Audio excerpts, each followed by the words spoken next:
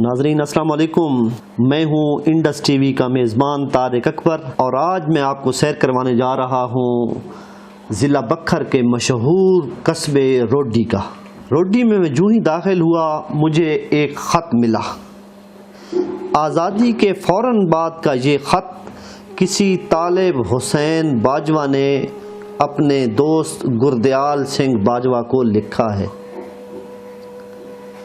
بسم اللہ کے بھی اوپر لکھا ہے کہ ہندوستان اور پاکستان دونوں سلامت رہیں۔ اس کے بعد اس بات کا شکر ادا کیا گیا ہے کہ اس کا دوست گردیال بخیر و عافیت ہندوستان پہنچ کر اپنے نئے گھر میں آباد ہو گیا ہے۔ خط کا متن جتنا معمولی ہے، تحریر کے پیچھے چھپے جذبے اتنے ہی غیر معمولی ہیں۔ طالب حسین نے اپنے دوست کو آگاہ کیا ہے کہ اس کی حویلی بالکل محفوظ ہے اور وہاں آ کر آباد ہونے والے راجپوت لوگ اس کو احتیاط سے برت رہے ہیں۔ سامان کی بابت بھی بتایا ہے کہ اسے ان تمام مہاجروں میں تقسیم کر دیا گیا ہے جو کرنال اور امبالہ سے آئے ہیں۔ کنویں اور کھتریوں کی دکانوں کا احوال بھی ہے۔ ایک جگہ لکھا ہے کہ اب گاؤں ویسا گاؤں نہیں رہا اور وہ دعا گو ہے کہ دونوں ملک سمجھوتا کر لیں تاکہ حالات پھر سے معمول کی سطح پر آ جائیں۔ اس کے بعد گردیال کا حوصلہ بڑھاتے ہوئے اس نے لکھا ہے کہ آپ دلیر بنیں، اگر اللہ اور واہ گرو نے چاہا تو وقت ضرور بدلے گا۔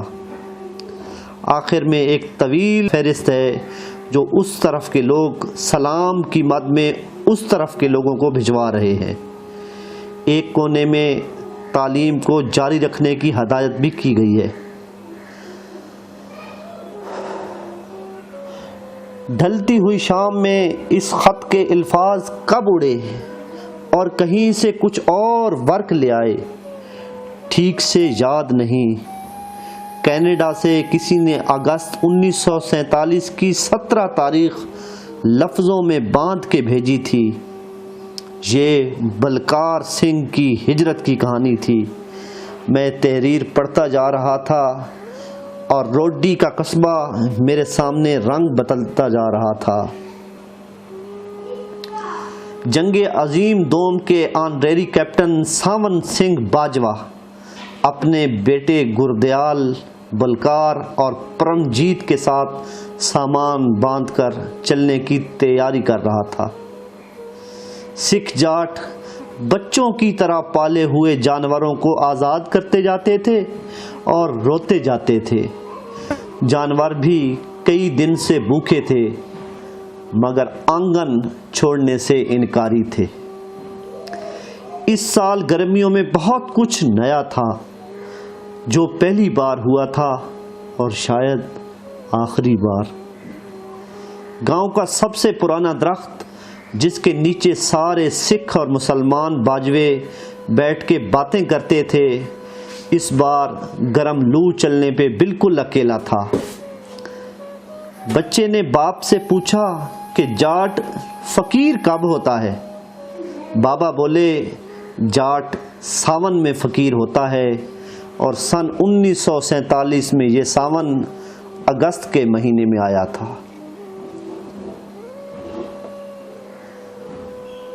کلور کوٹ سے اٹھنے والے شعلے ساون سنگھ کے مکان سے صاف نظر آتے تھے کیونکہ یہ روڈی قصبہ کا ممٹی والا پہلا گھر تھا۔ ساون سنگھ نے گاؤں واپس آنے اور ہمیشہ ہمیشہ یہاں کے رہنے کے خیال سے اس گھر کو تعمیر کیا تھا۔ لال قلعے پہ ترنگا لہرا چکا تھا اور منٹو پارک لاہور میں سبز ہلالی پرچم، مگر لاہور اور دلی سے دور ان چھوٹے چھوٹے قصبوں کے لوگ ابھی تک اس تقسیم کے لیے تیار نہ تھے۔ بارشوں کی کثرت سے باسمتی مونجی بھی مرجھا رہی تھی۔ مونجی اچھی بھی ہوتی تو کاٹتا کون؟ اس سال ویسے بھی لوہاروں نے درانتی اور رمبے کی بجائے گنڈاسے اور بلم بنائے تھے۔ بھیگتی مسوں والے لڑکوں سے سفید داڑھیوں والے مردوں تک ہر شخص ہتھیار باندھ کر پھر رہا تھا، اور سپاہی کے کندھے سے لے کر ذیلدار کی گھوڑی تک ہر جگہ بندوقیں اور کارتوس لٹک رہے تھے۔ بری خبریں بڑھیں تو روڈی قصبہ میں ٹھیکری پیرے شروع ہو گئے۔ پہلے پہل سکھوں نے ساتھ کے گاؤں پپلا جانے کا ارادہ بنایا، پھر دونوں طرف کے بڑے بوڑھوں نے کمیٹی بنائی جو فساد کی آگ سے روڈی قصبہ کو بچا لے، اور آخر کار ایک دن گاؤں کے مسلمانوں نے اپنے باجوہ بھائیوں کو اکٹھا کیا اور اپنی مجبوری بیان کر دی۔ بلوائی اب جتھوں کی صورت آس پاس کے گاؤں پہ حملے کر رہے ہیں۔ مولوی صاحب بولے، بچاؤ اب مشکل ہوتا جا رہا ہے، آپ جی کوئی کارا کر لیں۔ آخری فکرے کے ساتھ ہی غنی چچا رو پڑے۔ آنریری کیپٹن ساون سنگھ نے کاشن بولا اور گردوارے میں سب کو اکٹھا کر کے صلاح لی۔ اگلے دن حوالدار پورن سنگھ کے ساتھ ساون سنگھ فوجی ٹرک لے آیا۔ گاؤں تک آنے والے راستے پہ مسلسل بارشوں کی وجہ سے بہت کیچڑ تھا، سو لوگ رات کی رات میں بڑی سڑک تک پہنچے۔ عورتیں سامان کو اور مرد زمین کو رو رہے تھے۔ بادلوں کے سبب دن میں بھی اندھیرا تھا۔ خدا خدا کر کے دن ڈھلا اور ٹرک چلا۔ مسافت تو تھوڑی سی تھی، مگر صاف معلوم ہوتا تھا کہ یہ سفر واپسی کا نہیں ہوگا۔ کیمپ میں نئی کہانیاں تھیں، نئی باتیں اور نئے اندیشے۔ کوئی کہتا تھا کہ گاڑی جو ہی شہر سے نکلے گی لوگ لوٹ لیں گے، اور کوئی کیمپ میں موت دکھاتا تھا۔ ایک ریڈیو آکاش وانی کی سماچار میں باپو کے شرنارتھیوں سے ملنے کا قصہ بتا رہا تھا، اور دوسرا ریڈیو قائد اعظم محمد علی جناح کی مہاجرین کی مدد کی اپیل سنا رہا تھا۔ ساون سنگھ نے 2 بر اعظموں پہ جنگ دیکھی تھی، محاذ پہ لاشیں اٹھاتے وقت اور جنرل صاحب سے برما سٹار لیتے وقت اس نے خوشی اور غم پہ قابو پانا سیکھ لیا تھا، مگر نہرو، گاندھی، جناح اور ماسٹر تارا سنگھ کی اس جنگ نے اس کے اعصاب کو بھی چٹخا دیا تھا۔ کیمپ میں رہ کر موت کا انتظار تھا یا کیمپ سے نکل کر موت سے ملاقات؟ مجبور کا فیصلہ بھی مجبوری ہی ہوتا ہے، سو سفر کی تیاریاں شروع ہوئی۔ ریل چلی تو لوگوں کی دبی دبی سسکیاں بھی چلنا شروع ہو گئیں۔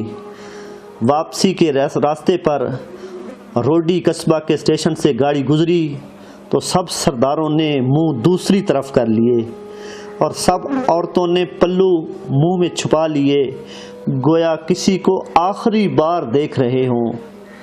جو بچے اس وقت سہمے بیٹھے تھے وہ اب گاؤں کو یاد کر کر کے روتے ہیں۔ انجن کی ہر شکاٹ جیسے کوئی آرا تھا جو مسافروں کے وجود کو کاٹتا چلا جا رہا تھا۔ بارش کے بعد گاؤں دھل کر اور بھی نکھر گیا تھا۔ ٹرین کو جھنڈی دکھانے والا بارو عیسائی تھا۔ گاڑی کے اندر سب اس کے یار بیلی تھے، مگر آج کوئی اسے ملنے نیچے نہ اترا تھا۔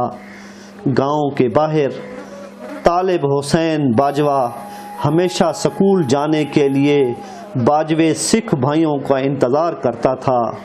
جب تک سب پورے نہ ہو جاتے وہ ٹھٹے مذاق سے سب کا دل بہلاتا۔ طالب حسین آج بھی اپنی مخصوص جگہ پر کھڑا تھا، مگر چپ چاپ اور اداس۔ خدا حافظ کہنے آیا تھا، مگر ہاتھ ہلانے کا حوصلہ نہیں کر پایا۔ ٹرین کی کھڑکی کے چوکھٹے سے گردوارہ، بابے دی بیری، خالصہ سکول اور چھوٹا سا پارک ایک ایک کر کے گزر گئے۔ اب نہ بابے کی بیری میں 14واں چیت کا میلہ ہوگا، نہ اس چھوٹے سے پارک میں سکھ نوجوانوں کے زور۔ کوئی وقت تھا کہ لوگ آدھی رات کو تاروں کی روشنی میں یہ میلہ اور یہ زور دیکھنے چل پڑتے تھے، اب شاید ایسا ممکن نہیں۔ پتہ نہیں وہ آزادی تھی یا یہ آزادی ہے۔ گاڑی نارووال پہنچ گئی۔ گارڈ نے آگے جانے سے انکار کیا تو کسی نے گارڈ کے سر پر پستول دھری اور موت کی دھمکی دی جو اثر کر گئی۔ آگے دورہ پل تھا اور پل پار کرتے ہی ہندوستان۔ ڈیرہ بابا نانک کے پاس گاڑی رک گئی۔ اترتے ہی کسی نے کہا، گردوارے چلے چلو، وہاں لنگر ہے۔ پیدل چلنے، جوہڑوں کا پانی پینے اور راستے میں گری لاشوں کو دیکھنے کے بعد سب گردوارے پہنچے۔ کیپٹن سامن سنگھ نے پھر آواز لگائی، اب تم آزاد ہو، پورے کے پورے آزاد۔ آزاد ہندوستان میں ہو، تمہارا کوئی گھر، جگہ، تھاں، ٹھکانہ نہیں رہا، سب لوٹا گیا ہے اوئے، سب مصیبتوں سے جان چھوٹ گئی ہے، اب آزادی مناؤ۔ اس کے ساتھ ہی captain Sawan Singh Bajwa, Sardar Bahadur, order of British umpire کی وہ آواز کہ جس پہ پوری پلٹن اپنے قدموں میں جم جاتی تھی، رند گئی اور ہاتھ خود بخود چہرے پہ چھا گئے۔ بھرے پورے گھروں سے 3 کپڑوں میں نکلنے والوں کو یہ دن بھولتا ہی نہیں۔ آج کینیڈا میں آباد ان باجموں کے گھر میں جو ہی گھڑی پہر بجاتی ہے اور عورتیں چولہا سنبھالتی ہیں، اگست کی 17 تاریخ کا وہ چولہا جو جلنا تھا اور نہیں جل سکا ان کے سامنے آ جاتا ہے۔ بہت سے لوگ روڈی گاؤں کو دوبارہ دیکھنے کی حسرت دل میں لیے دنیا سے چلے گئے۔ ناظرین، اگر آپ کو ہماری یہ ویڈیو پسند آئے تو ضرور لائک کریں، کمنٹ کریں اور انشاءاللہ نئی ایپیسوڈ کے ساتھ پھر حاضر ہوں گے۔ اپنا بہت خیال رکھیے گا۔ اللہ حافظ۔